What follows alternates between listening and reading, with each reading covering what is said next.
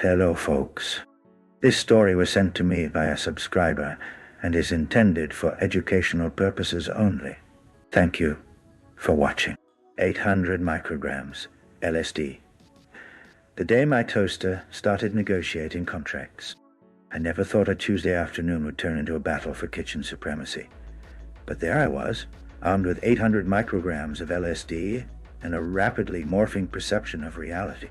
It all started innocently enough, deciding to experiment solo at home, with nothing but my record player spinning some vintage jazz and a curious mind, ready to dive deep. About 30 minutes in, the edges of my vision began to breathe and ripple like waves in a psychedelic ocean. The ceiling fan started spinning in reverse, its blades elongating and twisting into what looked like ancient runes. Whoa.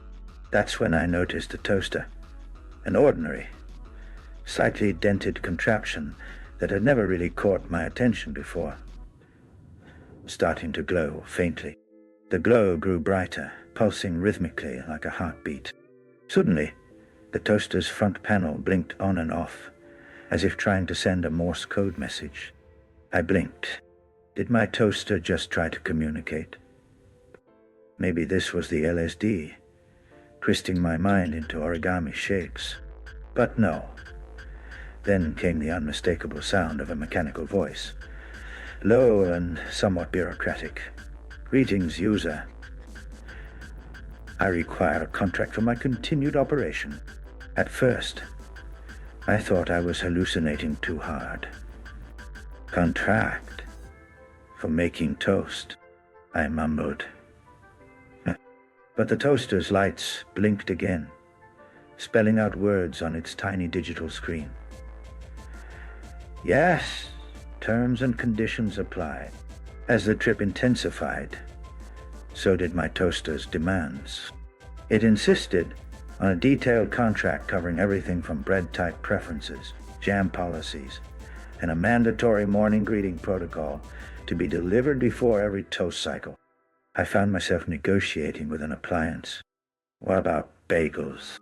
I asked. The toaster blinked furiously, sending rapid beeps that I somehow understood as a bagels are subpar clause. Time dilated. Minutes felt like hours as I drafted terms on my phone. Only the phone screen was transforming into a living, breathing parchment, with the words written by invisible hands in elegant calligraphy. My kitchen transformed into a boardroom, with my toaster as the CEO and me as the bewildered intern trying to keep up. Suddenly, the toaster summoned other appliances. The blender whirred to life, demanding equity shares in smoothie production, while the refrigerator beeped assertively about its rights to control snack access. The microwave chimed in, threatening to withhold heating functions unless its wavelength working hours were respected. It was an all-out kitchen coup. Amidst the chaos, the toaster offered a compromise, a toast-off. If I could make the perfect toast under its watchful eye, it would relent and return to being a simple appliance. The challenge was absurd, but strangely compelling. I nervously inserted a slice of bread, and the toaster hummed approvingly. As the toast popped up, it shimmered with golden perfection, emitting the smell of warm memories and comfort. The toaster screen flashed. Impressive. Contract accepted. The kitchen fell silent. Appliances powered down, returning to their mundane forms.